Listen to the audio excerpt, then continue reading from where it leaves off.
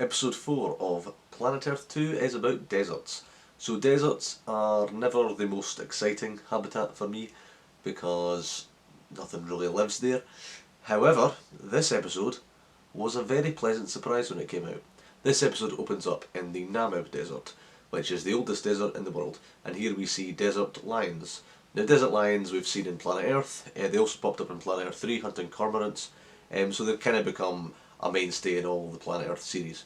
And in this sequence we see them trying to hunt oryx, unsuccessfully, and you can really see there's just no hope in them catching them. The oryx are vastly outrunning them, and they're then having to travel hundreds of miles looking for other prey, basically. And they find that prey in the form of a giraffe. Now giraffes, I knew lions hunted giraffes, I'd seen it before in a programme on like Animal Planet or something, but never on these kind of programmes. Like we actually see a hunt, and it's a very good hunt. You can see the coordination. They really do a good job of highlighting that giraffes are not their normal prey, and they're not actually easy prey. I mean, giraffes are kind of known to look a bit kind of docile. They're not. No one thinks of giraffes as being dangerous animals, but they are more than capable of killing a human or a lion in this case. And we see the lions running the giraffe down. It's a great chase sequence. The music's great. This was another sequence that I remember when I saw Planet Earth 2 in concert. This was another sequence they played, and the music really helps. And it's a great sequence. The chase is amazing. You get a lot of lens flare in it. I feel like that adds to it. At the end, when you see the lions, they've chased it into an ambush. There's that one female lion that's waiting to pounce at it, and sure enough, the female lion leaps at it. You can already see it's not going to work, and sure enough, she gets absolutely pummeled by this giraffe. Like the roars she's making. I mean, you really feel like that lion's in some amount of pain. And the giraffe gets away, and then they continue their search through the desert. Now, it might seem a bit underwhelming, the lion doesn't get the prey, but I think that does a really good job of highlighting how difficult life in the desert is for all animals. So it's a really good way of opening the episode, I think. And from there we move on to the United States, and here we see harrisawks. Now harrisawks are the only birds of prey that hunt in teams, they hunt in packs. And here we see the harrisawks chasing down this little, I think it was a squirrel, and they chase it down and it hides in the cactus, so in theory the hawks can't get to it. However, the hawks then go down on the ground and start hunting them through the cactus, and they're cornering off all the escape routes. And to be honest, the way they filmed it was like the velociraptors in Jurassic Park. Like, it was amazing. They cut to like their talons walking along through the gaps in the cactus. I mean, birds of prey, they are otherwise called raptors, so it's all there. But no, that was a really good sequence. Yeah, I don't see harrisawks too often, and I think this was a really good way of highlighting that behaviour. And from there we move on to another part of the Mojave Desert where we see all these lizards and stuff have been impaled on these spines, and we see that it's the work of a shrike, or a butcher bird as it's called here. And this might be one of the weaker parts of the episode, but it was still interesting. You don't see shrikes very often, and I think it was a good way of showing you that behaviour. From there we talk about how deserts become lush places when the rains come. We see parts of South America, then we see Madagascar, and because there's so much rain, it has attracted several billion locusts, which is never convenient if you're a farmer or anyone that's living in the area. So this sequence was great. Again, locusts were in Planet Earth. They also popped up in Planet Earth 3. I think this is the best of the 3 sequences to do with the locusts. The music really helps. Again, as I keep saying, the music helps in this series. The music's really good here. It's very ominous, and when it does build to when you see the plague that is the locusts, it's just this epic score that you feel like there is just nothing you could do here, because there isn't. The amount of locusts there, and it is impressive. It almost looks like CGI at a point. It's just, there's billions of them, as they keep saying. It's the largest locust swarm that's ever been filmed, or at the time anyway. It was just insane. Again, you just felt like this was just unstoppable force that would just strip the land of all its vegetation, because that's exactly what it is. It was just such a good sequence. It really nailed home the point that these are just devastations, and I really got the sense that you could really see how how these were seen as a biblical plague. You really can see that. I just think it was a very effective bit of filmmaking. From there we move on to Africa, and we see all these animals like zebras, elephants. They're all trafficking in the water. It doesn't really focus on a particular one, but we kind of see all the perspectives. And they get to the waterhole. We see all the animals. They're drinking. They're having a great time. Also, this thing that this series does that does annoy me a little bit, does it twice, once in this episode and once in the next, is it reuses footage from previous series. Now, I don't mind if it's shows that were shot at the same time, like you look at Life of Mammals and Blue Planet, there's some overlap there. Seven Worlds of One Planet and Our Planet, there's a lot of overlaps there. Here it uses the very famous shot of the waterhole with the elephant in the middle from Africa, which came out in 2013. So that's a 3 years difference, so they were just reusing that shot. I get it's a great shot. It was probably the most iconic shot in the series Africa, but it stood out to me so much because I knew I'd seen it before. But then we see the real point of this whole sequence. One of the most beloved creatures that live in the African savannah, and that is the sand grouse, an animal that I didn't know existed at this point. But the sand grouse were really good. I find it really weird seeing grouse in the desert, to be honest. I don't know why. I think I'm so used to seeing grouse on like the hills and all that in Scotland.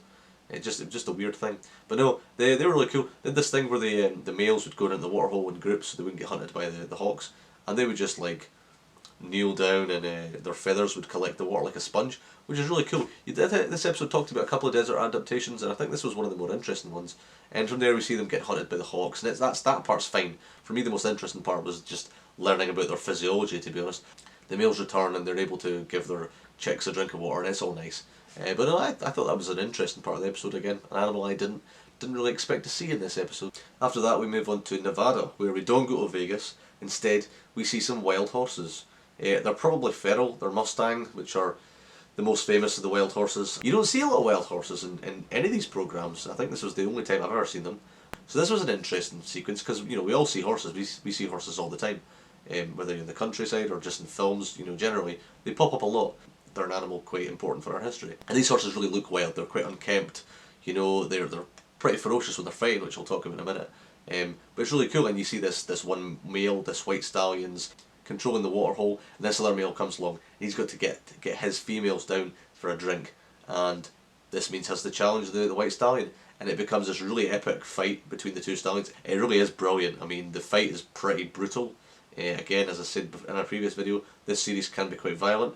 This is probably one of the more violent sequences. It's just really, really great. I think, again, something about seeing an animal that we associate as being domesticated, just in this really wild setting, just, no holds barred in this battle between the two males for what's essentially a resource, And this whole sequence was great, the fight was great. It ultimately ends maybe in a little bit anticlimactic way, with the male just kicks and misses, and that's all over. I kind of feels like, alright, is that it? But no, the whole sequence was great. The new male, he gets his females, they get their drink, and he also gets the other male's females. So it's a win-win for everyone, apart from the white stallion, who is established as a villain, so we don't care about him. And that's a really good sequence. Again, I bet this stands out quite a bit from the episode for me, just because it's a sequence I don't think we've ever seen anything else like that. After that, we talk about how hot the desert is. We see the shovel-nosed lizard doing its whole, keep you uppy thing on the sand. We've seen that before, and that's fine. And then it basically says, yeah, the desert's too hot. We all know that. So most animals come out when it's dark. And now it talks about the most, voracious predator on the sand dunes, which is the golden mole. The golden moles are an animal. I was just delighted they were in this episode, to be honest. I think they're great. They're probably one of the most underrated animals, I think. They never pop up in anything. They're really cool because they swim through the sand. Like, they only live where the sand's so fine that it can just basically run over them like water. So they are essentially swimming. But they're really cool. They just look cool. They're just like little balls, basically, with a nose, just tunneling through the sand. Or swimming rather. Yeah, it's just a nice little sight. But we see them hunting termites. We get quite a lot with the golden mole, which is cool. Like, as I say, you don't really see them. The only other time I can think I've seen them is in Life of Mammals, and that was like 2002. So quite a big time jump between seeing them.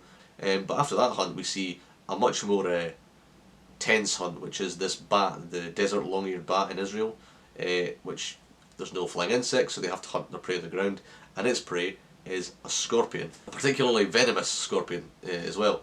And we see this bat basically this bat and a scorpion just battling out. Again, there's a few fights in this episode. The Mustangs were great. This fight is at least as good, if not slightly better. It's just epic. I mean, it's such a small scale. Like the scorpion and the bat, they're both tiny.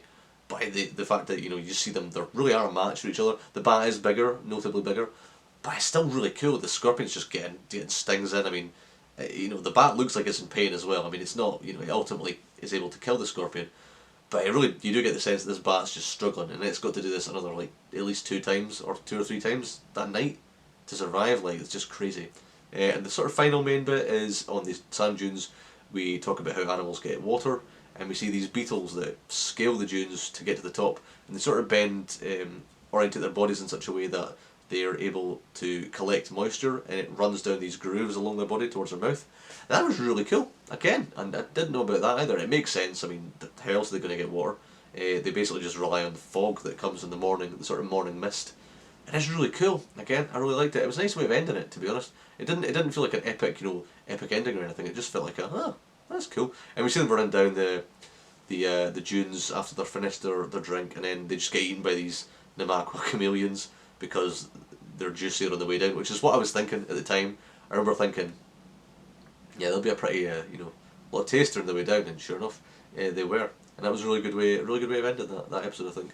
And then after that, we get the making of, and it's all about the people that filmed the locusts. And it's kind of funny, to be honest.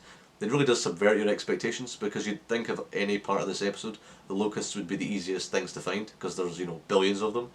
But no, not the case. Apparently, they had to travel the whole length and breadth of Madagascar by the looks of things looking for them. One of the guys got ill. They all seem to go a bit mad at one point. Like one of the guys is just talking about how they've been defeated by a puddle. That's great. They got the bloody UN to help them out. Like it's just surely this much work wasn't required for this, but it apparently was. And when they eventually find the swarm, that one of the guys is talking about running through naked, and Ambra says, "Well, thankfully he kept his clothes on." Again, Ambra, his sense of humour. I reckon. I don't think that was written for him. I reckon he wrote that. I reckon he added that in, and they left it in. I have to believe that's what happened. But no, that was all really good as well. So yeah, this episode overall is really good. To be honest, I think it's probably my favourite of this series. I think, from what I remember, it was at the time. I think it still is. It's great. There's so many bits in it. There's nothing here that I think stands out as something I didn't really have much of a strong opinion of. The weakest part probably the Shrike, but that's still fine. I think the stuff with the lions and the giraffe was great. The mustangs were great. The bats and the scorpions were great. The golden mole was just lovely to see him. The sandgrouse were interesting. The Harris Hawks were, something out of a 1993 Steven Spielberg film about dinosaurs. So yeah, it really wasn't much to dislike here. I really liked it. What did you think of this episode? Do you think it was the best one so far? And what are your favourite bits? Did you like the same stuff I liked? I mean, I think I liked everything, so you probably did.